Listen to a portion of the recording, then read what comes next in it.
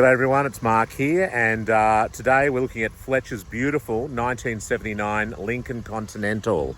Fletch, welcome to the show. Thank you very much, Mark. This is my nervous car. Your nervous car? Well, there's not a mark on this. It's a recent acquisition, and I haven't been public with it at this point. It hasn't been on any other medium at all.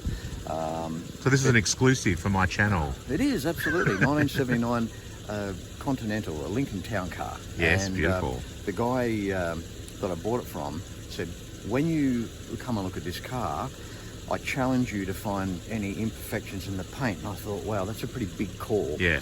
It is like a brand new car. It was imported from Laguna Hills, California in 2009. It remained with the one gentleman right up until I came along and got the car.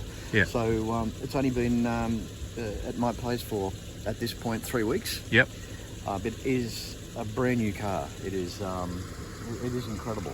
Wow. It's done 83,000 original miles, and I even find that hard to believe. It could almost go down as it's done 23,000 original miles. Well, at the condition, it feels like it's got 20,000 miles. Yeah. When I say it's the nervous car, it's the sort of car where, it's there's not even a stone chip on this thing, So I think I was lucky to find it. And this is not just because I've got the car, but I think it would be the best example in Australia. There might be some others the same, but it's almost in that category where how could you get better? Yeah. It's hard to find better. Yeah. Maybe equal, but not better. Yeah. So anyway, it came along and, had to get it. Beautiful. Let's do a bit of a pan around the car.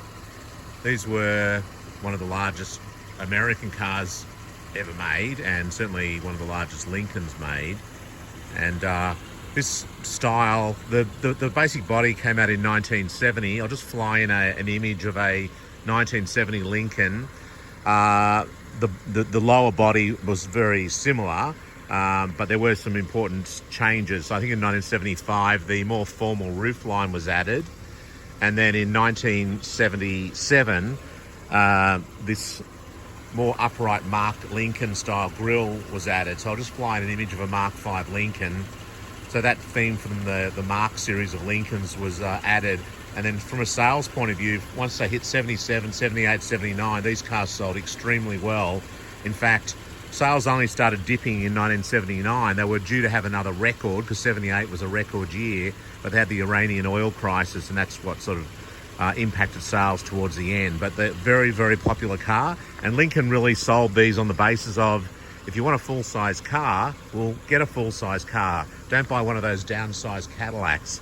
I'll fly in an image here of the 77 Cadillac, or the 79 Cadillac, which was a shrunken version. Look at this side profile here. Well, I can't even I've got to step back because the car's too long. Hang on, there we go.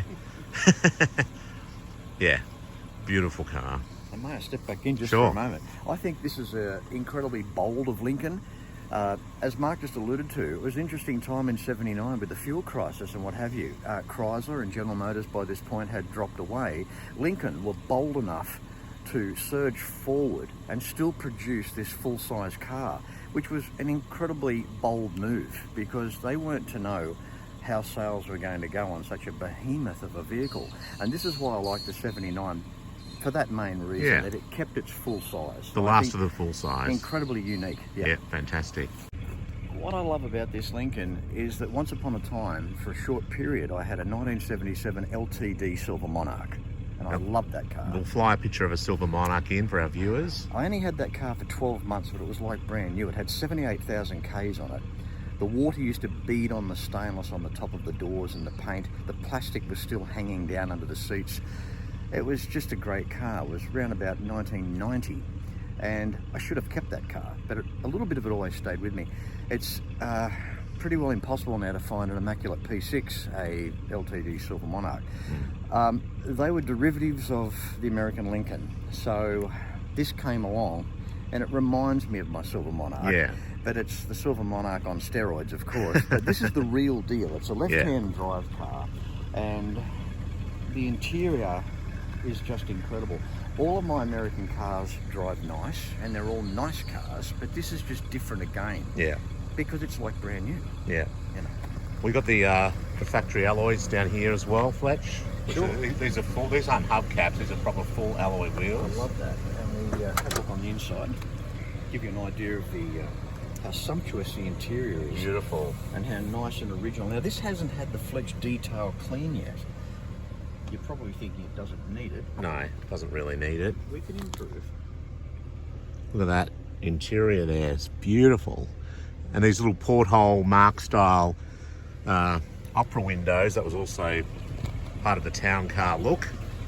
And I don't want to sound like Mr. Perfect here, but there's nothing broken on the car. Yeah. Everything works. Yeah. The air conditioning is icy cold. Yes. There's no rattles, there's no squeaks, it's as tight as a drum. Yeah. It's just a great score of a car. Can you pop the trunk, Fletch, and see how big the boot is? Is that something we can do? Yeah. Hang on, I've just got to walk about 150 feet. I think you can do it from the remote from the glove box, can't you? Well, there you go, I just learnt that. It's in the glove box. Yes, if you open the glove box, there's a little, I think it's a yellow button in there. If you open that up, there should be a little yellow button somewhere. There you go. Here we go. Look at that. How good does that look? I love that. That's so nice. I love that. This is a big. This rear section's a reflector at night.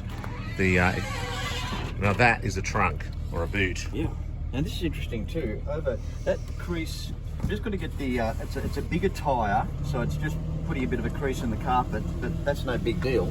But over here, this is interesting.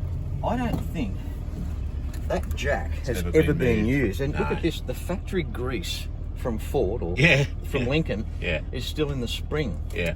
You can still see how the anodizing never been used. It's never been used. Oh. And look at this trunk here. Hello, hello, hello, hello. Yeah, you can get some stuff in there, right? Fantastic.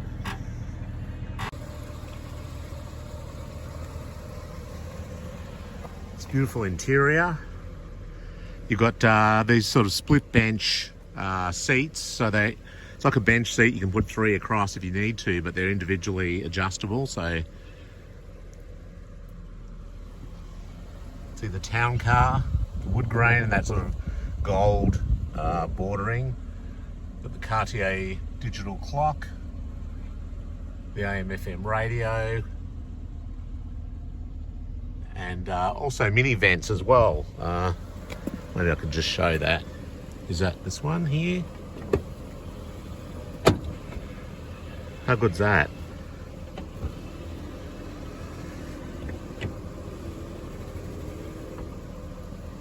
Well, it's a nice feature, isn't it? The mini vent window.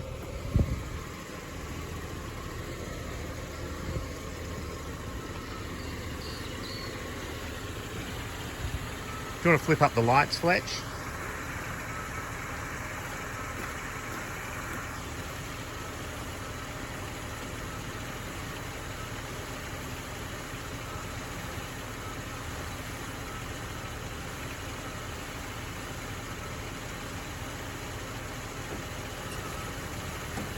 That's great.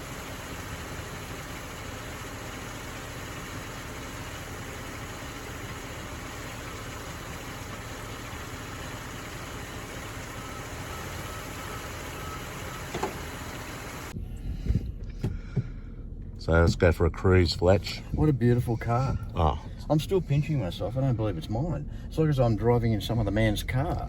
Laguna Hills, California car, pretty ritzy part of California, so it's obviously come from a good home. yeah.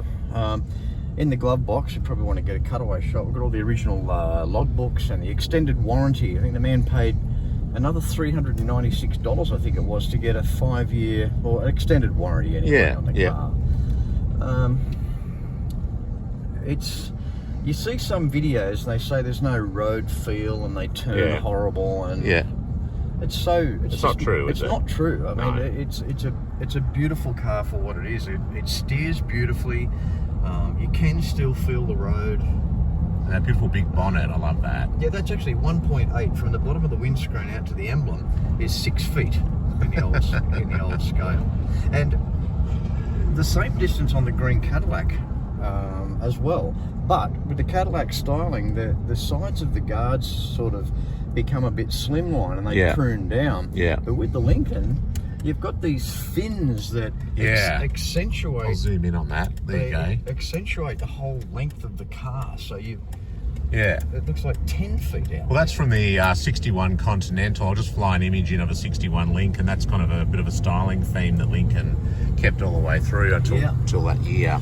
Okay, we look at the power as well. Now, 1978 was the last year of the 460, so we've got a 400 in this and a 2-barrel carb. So they went from 460 with a 4-barrel to 400 with a 2-barrel. Yeah. And this is interesting because the 460 in 78 was really smogged, low compression.